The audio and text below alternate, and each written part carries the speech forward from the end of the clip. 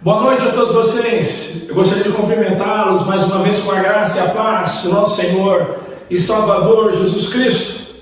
Queria agradecer a todos os irmãos que têm contribuído, que têm cooperado das mais diversas formas para que a obra de Deus continue funcionando, para que a obra de Deus continue avançando, abençoando vidas através desse corpo, dessa Igreja Batista no Jardim Céu. A vocês, meus irmãos, eu gostaria de deixar o texto de Filipenses, capítulo 1, a partir do versículo de número 3, que diz: agradeço ao meu Deus todas as vezes que eu me lembro de vocês. Em todas as minhas orações em favor de vocês, eu sempre oro com alegria, por causa da cooperação que vocês têm dado ao Evangelho, desde o primeiro dia até agora. E estou convencido, irmãos, de que aquele que começou a boa obra em vocês vai completá-la até o dia de Jesus Cristo. Deus te abençoe, meu irmão. Deus te abençoe, minha irmã. Deus abençoe a todos vocês, como eu disse, que têm cooperado com essa obra. Eu queria também agradecer a Deus, a você que está nos assistindo nesse momento, você que é o nosso irmão em Cristo, você que é um simpatizante do Evangelho, seja lá quem você for, muito obrigado por nos permitir entrar na sua casa através desse veículo de comunicação. Eu espero que esse tempo seja um tempo de bênção na sua vida, que esse tempo leve você a refletir, principalmente sobre a sua relação com Deus. Eu queria nesse momento convidar a todos vocês para que possam fechar os seus olhos. Nós vamos fazer uma breve oração e a partir de então nós vamos compartilhar um pouco da palavra do nosso Deus. Senhor, nós mais uma vez estamos diante da Tua presença, meu Pai. Ó Deus, a Tua palavra diz que nós não devemos andar ansiosos por coisa alguma, mas que antes devemos fazer conhecidas do Senhor todas as nossas petições através de súplicas e orações. Por isso, Deus, nesse momento nós queremos mais uma vez, Pai, apresentar a vida do nosso país, apresentar a vida de todas essas pessoas, ó Deus, que estão nos assistindo neste momento.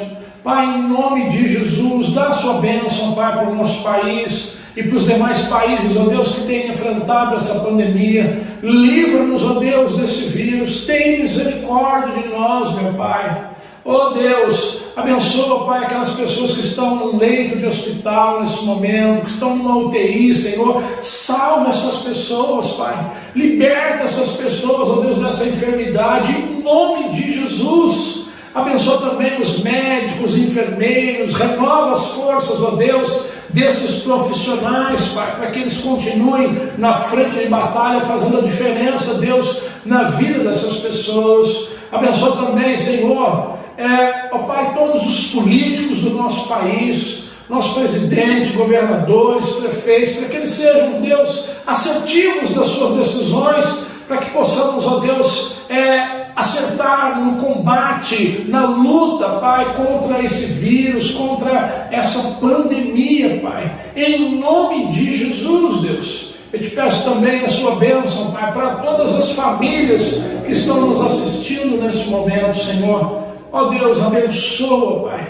Visita esse coração que está em desespero, que está amargurado, Senhor, que está inquieto, Pai. Ó Deus, traz equilíbrio para essa vida, equilíbrio emocional, psicológico. Deus, abençoa, Senhor. Abençoa essa casa, abençoa esse casamento, Senhor. Abençoa, Pai, esse pai de família que está preocupado, Senhor Deus, com os seus compromissos, Deus. Ó Pai, em nome de Jesus, cria, Deus, circunstâncias, ó Deus, para que, ó Pai, esse pai possa, ó Deus, suprir as necessidades da sua família, Pai. Em nome de Jesus, Deus, fala conosco nessa noite, Pai.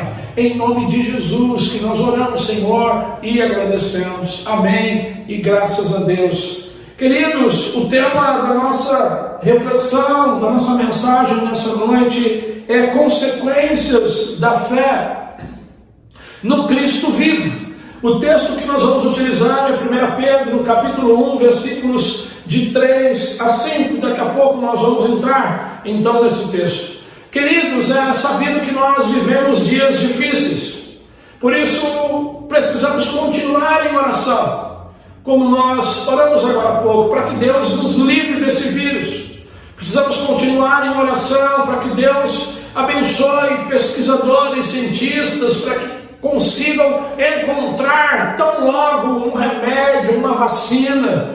Precisamos continuar orando para que Deus abençoe médicos, enfermeiros, para que Deus abençoe as pessoas que estão infectadas, para que essas pessoas possam ser curadas. Precisamos orar pela economia do nosso país, para que o comércio volte a funcionar, para que os empregados voltem a ter, os trabalhadores, voltem a ter o seu emprego. Precisamos continuar orando para que as coisas possam voltar ao normal. Mas, por conta de tudo que tem acontecido, é certo que muitas pessoas estão preocupadas. Muitas pessoas estão sem dormir, com medo, ansiosas. Porque muitas vezes nós ficamos olhando para os lados, nós ficamos a contemplar as dificuldades, nós ficamos diante de um telejornal que muitas vezes traz mais medo do que informação propriamente dita. O apóstolo Pedro, quando ele escreve essa sua primeira carta, ele escreve para cristãos que estavam dispersos por várias regiões do mundo, da sua época. Aqueles cristãos estavam sendo perseguidos pelo imperador e vivendo muitas dificuldades. Então, o que o apóstolo Pedro faz? A primeira coisa que Pedro faz é trazer esperança para aqueles cristãos. Mas como o apóstolo Pedro faz isso? Ensinando para eles que antes de qualquer coisa, antes deles ficarem contemplando qualquer tipo de problema, eles deveriam olhar para o alto. Eles deveriam olhar para Deus e assim eles se lembrariam de que não estavam sozinhos em meio àquelas dificuldades. Eles deveriam olhar para o alto, porque assim eles conseguiriam forças em Deus para atravessar aquele momento. Eles deveriam olhar para o alto, porque assim eles se recordariam das bênçãos que estavam reservadas para eles nos céus. Por isso, nessa noite, baseado no texto de 1 Pedro, capítulo 1, versos de 3 a 5, eu gostaria de compartilhar com vocês as consequências da fé no Cristo vivo. O que acontece com alguém quando, pela fé, essa pessoa se entrega para Jesus? O apóstolo Pedro, ele diz que quando uma pessoa ela faz isso, ela recebe grandes bênçãos, ela recebe preciosas bênçãos quando ela se volta em fé para o Cristo vivo. Quais seriam então essas bênçãos que nós recebemos após entregarmos a nossa vida para Jesus pela fé? A primeira dessas bênçãos é que nós passamos a desfrutar de uma relação íntima com Deus. Olha o que Pedro diz, 1 Pedro capítulo 1, verso 3, apenas a parte A do versículo. Ele diz assim: bendito seja o Deus e Pai de nosso Senhor Jesus Cristo. Para entender melhor o que Pedro está dizendo aqui, é preciso entender como Jesus considerava Deus e como Jesus se via em relação a Deus. Quando nós lemos os evangelhos, nós percebemos que Jesus, desde criança, ele sempre se dirigiu a Deus como seu Pai. Evangelho de Lucas, capítulo 2, versículo de número 49, Jesus ainda é bem jovenzinho nessa época. E ele diz: por que vocês estavam me procurando? Não sabiam que eu devia estar na casa de meu Pai? Evangelho de Mateus, capítulo 11, versículo de número 27. Palavras de Jesus: todas as coisas me foram entregues por meu Pai. Evangelho de João, capítulo 5, verso 17, disse-lhe Jesus: meu Pai continua trabalhando até agora, e eu também estou trabalhando. Além de Jesus se dirigir a Deus como seu Pai, Jesus também sempre se declarou ter a mesma essência, ou a mesma natureza que o Pai. Evangelho de Mateus, capítulo 11, verso 27. Todas as coisas me foram entregues por meu Pai. Ninguém conhece o Filho a não ser o Pai. E ninguém conhece o Pai a não ser o Filho, e aqueles a quem o Filho quiser revelar. Evangelho de João, capítulo 10, verso 30. Eu e o Pai somos um. Ainda no Evangelho de João, capítulo 14, versículos 8 a 10. Disse Filipe: Senhor, mostra-nos o Pai, e isso nos basta. Jesus respondeu: Você não me conhece, Filipe? Mesmo depois de eu ter estado com vocês durante tanto tempo, quem me vê, vê o Pai. Como você pode dizer: Mostra-nos o Pai? Você não crê que eu estou no Pai e que o Pai está em mim? Jesus, então, tanto via Deus como seu Pai, como também declarava ter a mesma essência, a mesma natureza que o Pai.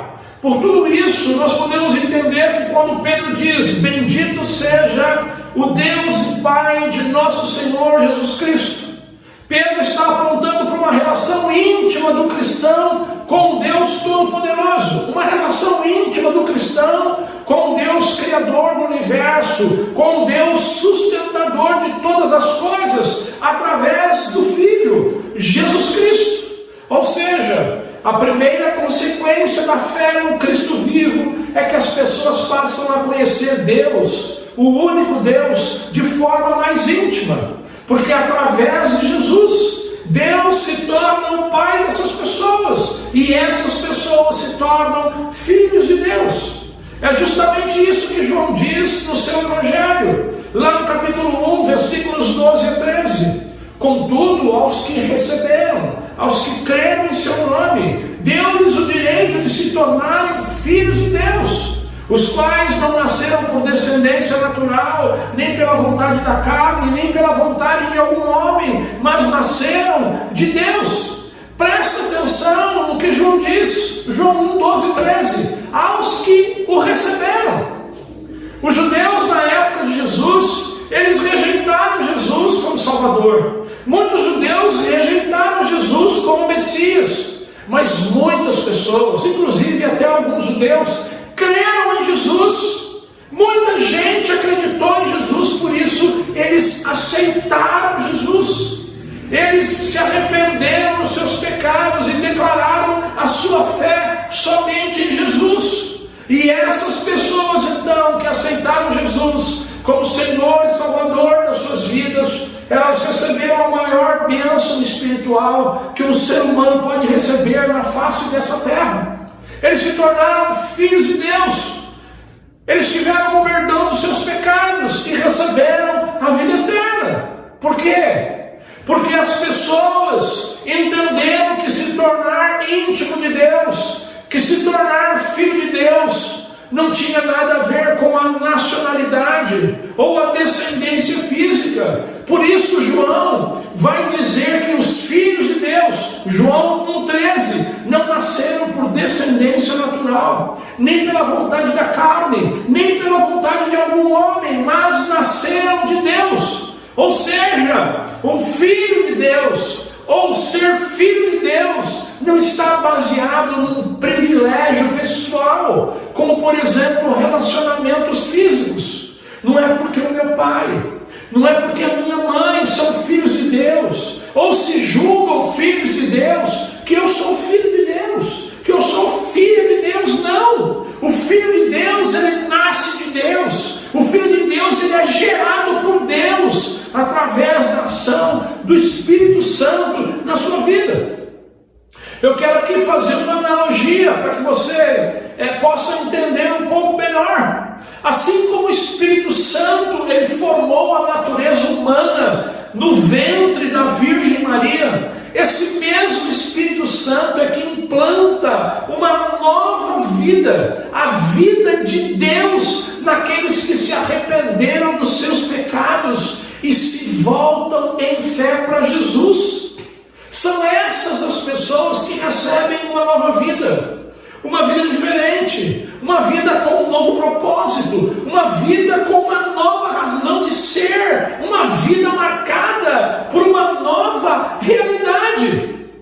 Mas é importante, de novo, nós frisarmos essa nova vida, a vida do Filho de Deus, começa com a responsabilidade de cada um de nós em crer em Jesus, em recebê-lo como Senhor e Salvador das nossas vidas. Por isso João, lá no seu Evangelho, no capítulo 1, versículo 12, ele diz: contudo, aos que o receberam. Receberam quem? Receberam Jesus. Aos que creram em seu nome. No nome de quem? No nome de Jesus. A esses, Deus deu-lhes o direito de se tornarem filhos de Deus. Uma pergunta: você já assumiu a responsabilidade de ter Jesus como seu Senhor e Salvador, e assim também se tornar um filho de Deus, uma pessoa íntima de Deus? Sabe por que é que eu faço essa pergunta para você? Porque somente Jesus é que pode mudar a realidade de uma pessoa. Somente Jesus é que pode mudar a realidade de um casamento. Somente Jesus é que pode mudar a realidade de uma família. O apóstolo Paulo, lá em 2 Coríntios capítulo 5, versículo de número 17, ele diz: portanto, se alguém está em Cristo, é nova criação. A tradução da mensagem diz que quando nós estamos unidos ao Messias, nós cremos que nós temos um novo começo. Quando nós estamos unidos a Cristo, nós temos uma chance de um novo começo. Por quê? Porque nós somos criados de novo. Quando nós nos arrependemos dos nossos pecados e recebemos Cristo pela fé. Somente Jesus, não se engane, somente Jesus pode mudar a realidade de uma pessoa no presente e após a morte. O apóstolo Paulo, escrevendo à igreja de Roma, no capítulo 3, versos 10 e 23, ele diz que todos pecaram, por isso estão destituídos da glória de Deus. Todos pecaram, por isso estão separados da glória de Deus, estão separados de Deus por conta dos seus pecados. Ainda no capítulo 6, do verso 23, ele diz que o salário do pecado é a morte, mas o dom gratuito de Deus é a vida eterna em Cristo Jesus. Então, se nós não nos arrependermos dos nossos pecados e não voltarmos a nossa fé para Cristo, os nossos pecados eles vão nos levar a uma segunda morte. Não é a morte física não, é a morte espiritual. A morte física é a primeira morte, a morte espiritual é a segunda, é a separação de Deus por toda a eternidade. Eu estou falando de ser lançado no inferno, porque em vida nós não nos arrependemos dos nossos pecados e não acreditamos que Jesus é o caminho, a verdade e a vida, e que ninguém vem ao Pai se não for por intermédio dele.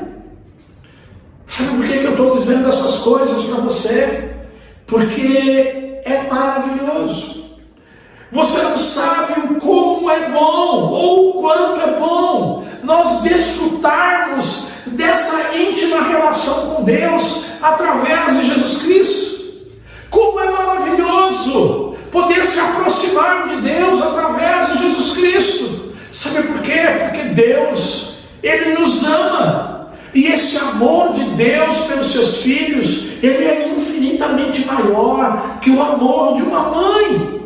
O profeta Isaías, no capítulo 49, versículo 15, ele diz: haverá mãe que possa esquecer seu bebê que ainda mama e não ter compaixão do filho que gerou? Sim, existem muitas mães que abençoam crianças, ou melhor, que abandonam crianças ainda quando estão amamentando. Muitas mães abandonam os seus bebês. Mas o profeta continua dizendo: embora ela possa esquecê-lo, embora as mães possam abandonar os seus filhos, eu não me esquecerei de você, diz o Senhor. Deus jamais se esquece dos seus filhos. Por isso que é bom, por isso que é maravilhoso a gente desfrutar de uma íntima relação com Deus através de Jesus Cristo. É tão bom nós desfrutarmos dessa íntima relação com Deus através de Jesus Cristo, porque nesses tempos de morte, nesses tempos de medo, de dúvidas, de incertezas, quando nós buscamos Deus através da oração, nós somos encorajados por Ele, nós somos fortalecidos por Ele, e com Ele nós conseguimos vencer dias difíceis. Olha o que o profeta Isaías diz no capítulo 40, versículos 29 a 31. Ele fortalece o cansado e dá grande vigor ao que está sem forças. Até os jovens se cansam e ficam exaustos, e os moços tropeçam e caem. Presta atenção, mas aqueles que esperam no Senhor renovam as suas forças, voam alto como águias, correm e não ficam exaustos, andam e não se cansam.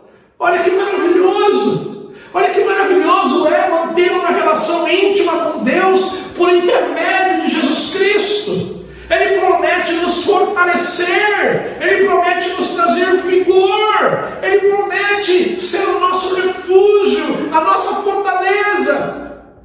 Por isso, Eugênio Peterson, na tradução da Mensagem, quando ele escreve 1 Pedro 1,3, ele diz assim: que Deus nós temos, que Deus nós temos, e como somos felizes em tê-lo, o Pai de nosso Senhor, Jesus Cristo. Que Deus nós temos, que Deus maravilhoso é esse que nós temos. Pensa nisso você que ainda não abriu o seu coração para Jesus, você que está aprisionado por algum pecado, você que está se sentindo fraco nesse tempo, desesperado, desencorajado. Meu amigo, que Deus você pode ter através de Jesus, que Deus você pode ter. Meus irmãos, eu gostaria de falar com você também, você que já é filho de Deus, você que já é uma filha de Deus, queridos, o nosso maior desafio nesse tempo é aprender a confiar em Deus.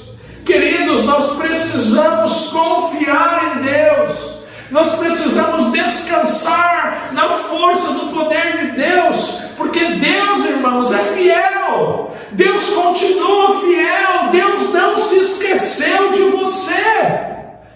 Quando o medo vier, meu irmão, quando o medo vier, minha irmã, e ele vem, pense naquilo que Deus pode fazer, pense naquilo que Deus é para você.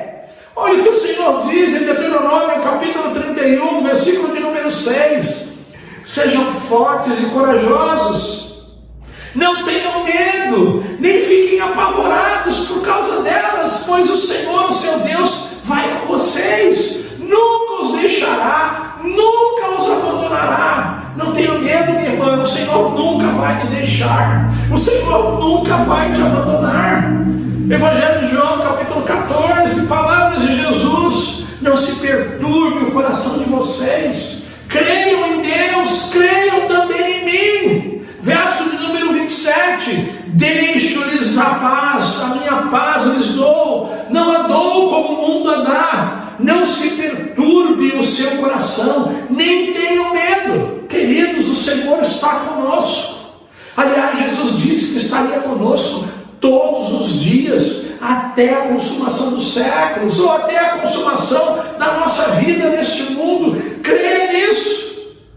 O rei Davi sempre dizia, sempre esboçava confiança no Senhor, mesmo em meio a perigos. Ele diz: olha, mesmo quando eu andar por um vale de trevas e morte, eu não temerei perigo algum, porque tu estás comigo, a tua vara e o teu cajado me protegem. Meu irmão, creia, o Senhor está com você. A vara e o cajado dele estão te protegendo em meio a todo esse turbilhão de coisas que estão acontecendo.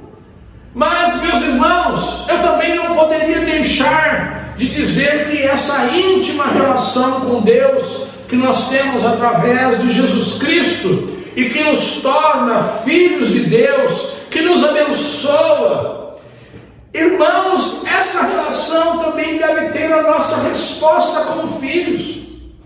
Como filhos, a nossa resposta não deve ser apenas de continuar crendo em meio às dificuldades, mas como filhos de Deus, nesse tempo, nós também precisamos continuar obedecendo a sua palavra. O contexto de 1 Pedro, ele é de perseguição, de sofrimento, de provação, de muitas dificuldades, como os nossos dias. Mas apesar de tudo aquilo que os cristãos estavam enfrentando, Pedro exorta os cristãos a serem obedientes. 1 Pedro capítulo 1, versículos 14 a 16.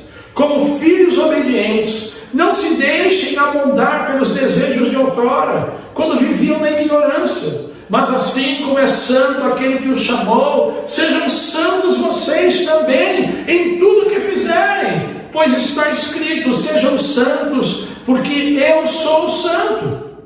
Ser filho da obediência caracteriza-se por levar uma vida que expressa obediência.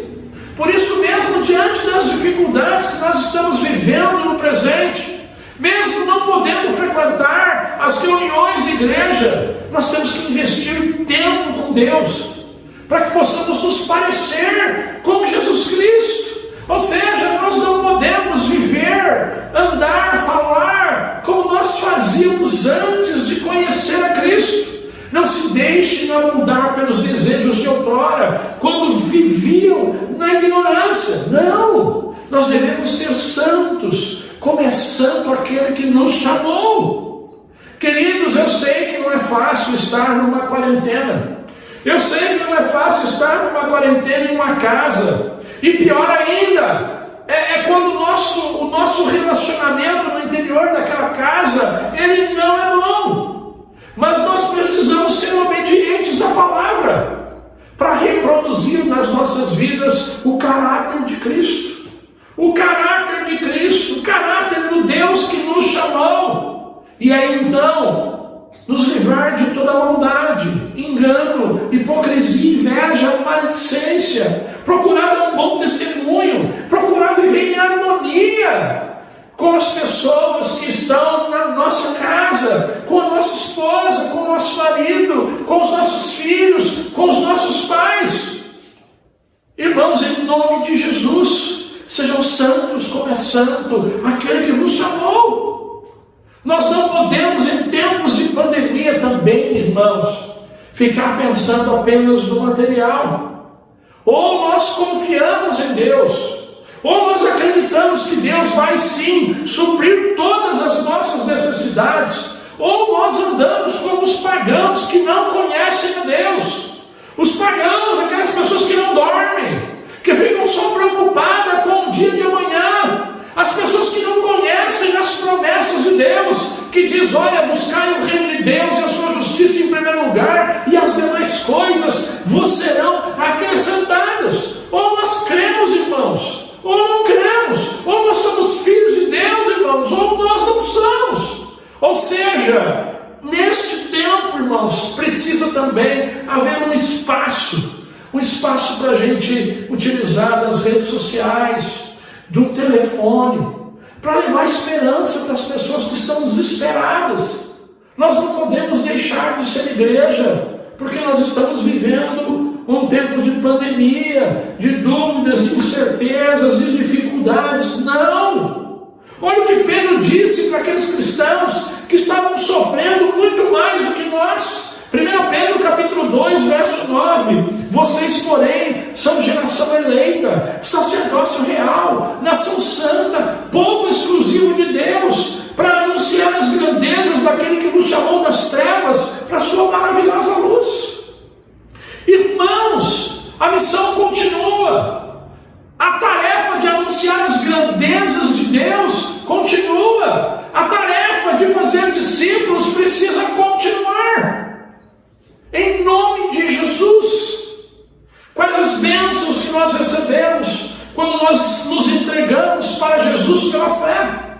Nós vimos primeiro que nós passamos a desfrutar de uma relação íntima com Deus. Agora, a segunda bênção, nós passamos a desfrutar de uma esperança viva, porque nós temos uma herança nos céus. 1 Pedro capítulo 1, a parte B, do verso 3 até o versículo de número 5. Olha o que ele diz: conforme a sua grande misericórdia, ele nos regenerou para uma esperança viva, por meio da ressurreição de Jesus Cristo dentre os mortos, para uma herança que jamais poderá perecer, macular-se ou perder o seu valor. Herança guardada nos céus para vocês, que mediante a fé são protegidos pelo poder de Deus, até chegar à salvação prestes a ser revelada no último tempo. Glória a Deus, queridos. Irmãos, como nós já comentamos, esses cristãos de 1 Pedro estavam passando por diversas dificuldades. Havia perseguição religiosa, maus tratos por parte dos chefes, havia problemas com os cônjuges, problemas com vizinhos, problemas com amigos, enfim, eles tinham muitos problemas, assim como nós hoje, muitos problemas. E aí Pedro escreve então para trazer esperança, para lembrar-lhes que eles tinham uma esperança viva. Queridos, Deus, o nosso Deus, Ele é um Deus misericordioso. Ele é um Deus que salva as pessoas a partir do momento em que elas se arrependem dos seus pecados e colocam a fé em Jesus Cristo. A partir desse momento, as pessoas são regeneradas, as pessoas recebem uma nova vida e elas passam então a integrar a família de Deus. E essa nova vida dos filhos de Deus, eles só recebem uma nova vida por conta da ressurreição de Jesus Cristo dentre os mortos. A vida eterna que os filhos de Deus recebem só é possível porque Jesus morreu pelos nossos pecados e ao terceiro dia ressuscitou. Aqueles que têm fé em Jesus, aqueles que o recebem como Senhor e Salvador, esses, após a sua morte, têm a promessa também que vão ressuscitar para a vida eterna. E essa herança que os filhos de Deus, essa herança que nós vamos receber, está descrita em 1 Pedro, capítulo 1, verso 4. Pedro diz que é uma herança que jamais poderá perecer. É uma herança incorruptível, ou seja, uma herança que não vai se deteriorar com o tempo. Ele diz que é uma herança sem mácula, ou seja, uma herança que não foi contaminada, uma herança que não é corrompida pelo mal. Ele diz que essa herança não vai perder o seu valor, ou seja, essa herança não murcha, essa herança não se desvanece, essa herança ela não tem elementos corruptíveis. Olha só que coisa maravilhosa. Ele continua descrevendo no verso 5, ele diz que mediante a fé, o cristão, o filho de Deus, são protegidos pelo poder de Deus até chegar à salvação prestes a ser revelada no último tempo. Ou seja, não só a nossa herança está protegida, mas o próprio cristão está protegido. Ninguém vai roubar o seu tesouro, meu irmão. Ninguém vai roubar o seu tesouro, minha irmã. Ninguém vai impedir você de receber essa herança viva. Por isso Pedro diz que a nossa esperança, ela é viva. Então, os filhos de Deus, além de contarem com a presença e o poder de Deus através do Espírito Santo, os filhos de Deus, eles têm algo mais para receber. Os filhos de Deus não recebem apenas nesse mundo, mas os filhos de Deus recebem muito mais na eternidade. Por isso, meus irmãos, é que a nossa alegria, ela não deve estar baseada apenas nas circunstâncias. Por isso que a gente não pode ficar alegre só quando tudo vai bem nesse mundo. Não! Porque nós temos dificuldades nesse mundo, nós choramos nesse mundo. Aliás, Jesus já tinha nos informado que nós passaríamos por aflições nesse mundo. Mas, irmãos, nós temos fatos importantíssimos ao nosso lado. Nós temos fatos importantíssimos que corroboram com a nossa felicidade, que corroboram com a esperança maravilhosa que Pedro chama de viva. Jesus morreu e ressuscitou. Por isso nós temos a promessa de vida eterna. Por isso eu repito, a nossa esperança é viva. Por isso a nossa esperança deve ser confiante e deve produzir em nós alegria, porque nós temos sim a bênção futura da vida eterna. Queridos, após a nossa morte nós estaremos com o Senhor. Aleluia! O Senhor está nos esperando, está tudo preparado para nós. Por isso o apóstolo Pedro, no capítulo 1, no verso 6, ele diz: olha, nisso nós temos que nos alegrar, ainda que por um pouco vencidos por algumas provações, dificuldades, mas nos alegremos porque nós somos escolhidos de Deus. Nos alegremos, irmãos, porque nós não somos desse mundo. Nós somos peregrinos e forasteiros, irmãos. Nós estamos apenas de passagem. Nos alegremos, irmãos, porque nós somos filhos de Deus.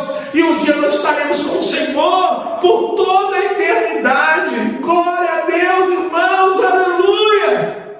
Querido, eu não sei como você está recebendo isso. Eu não sei como é que você está recebendo essa verdade, meu irmão.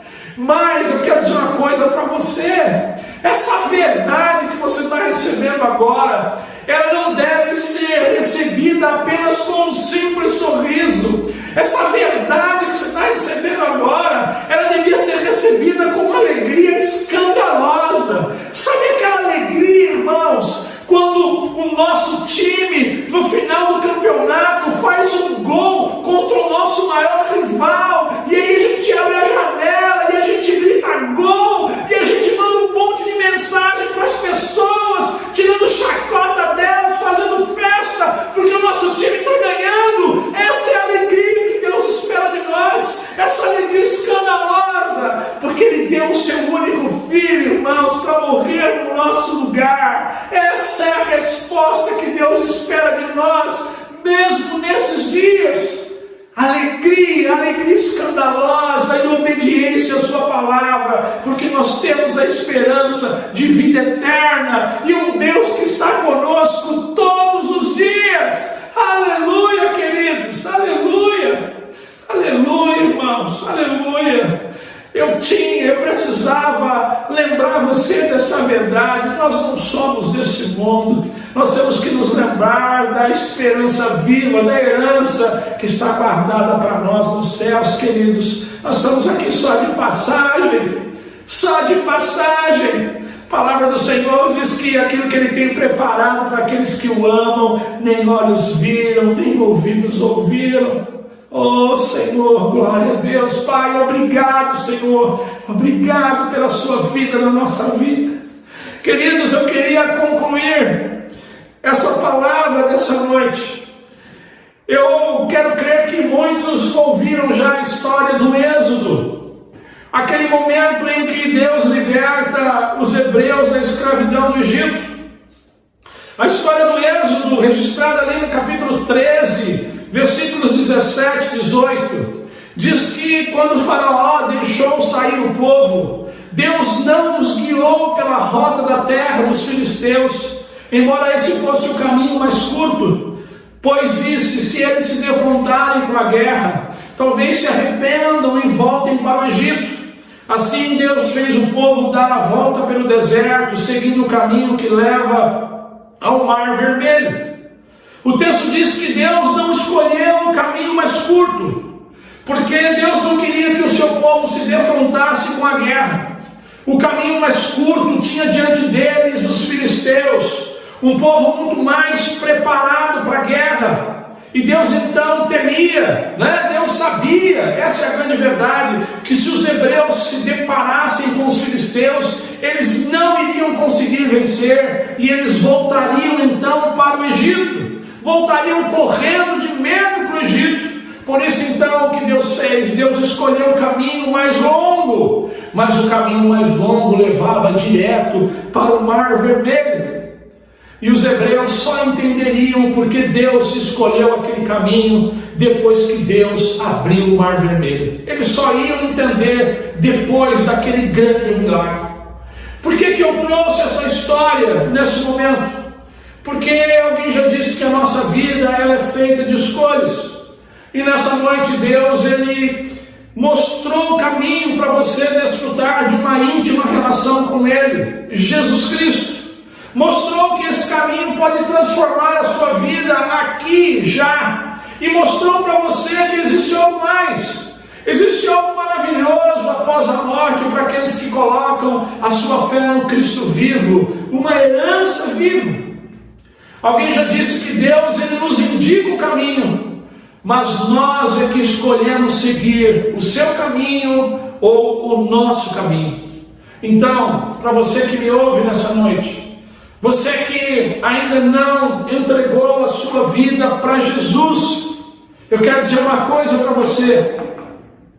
Entregar a sua vida para Jesus, escolher Jesus como Senhor e Salvador, tem um preço. A vida com Deus, ela não é fácil.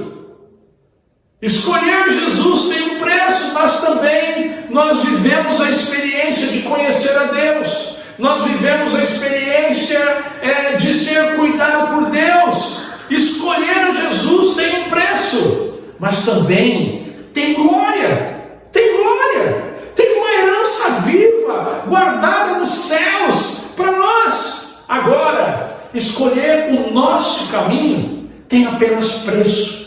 Escolher o nosso caminho tem apenas dificuldades.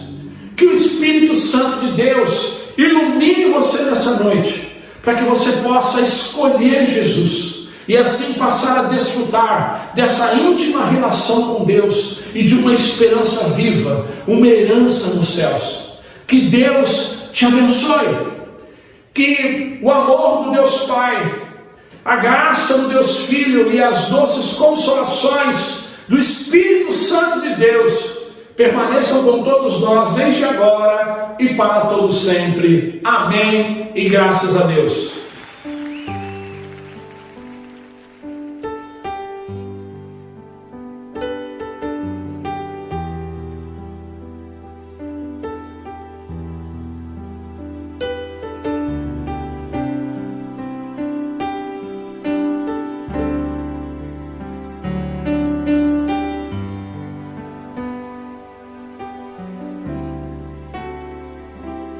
Quão grande é o meu Deus, cantarei quão grande é o meu Deus, e todos hão de ver quão grande é o meu Deus.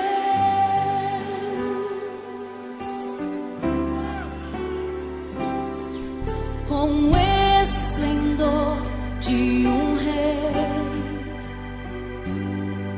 em majestade e luz, faz a terra se alegrar, faz a terra se alegrar. Ele é a própria luz, e as trevas vão fugir, tremer com sua voz, tremer com sua voz. Quão grande é o meu Deus, cantarei quão grande é o meu Deus, e todos hão de ver quão grande é o meu Deus.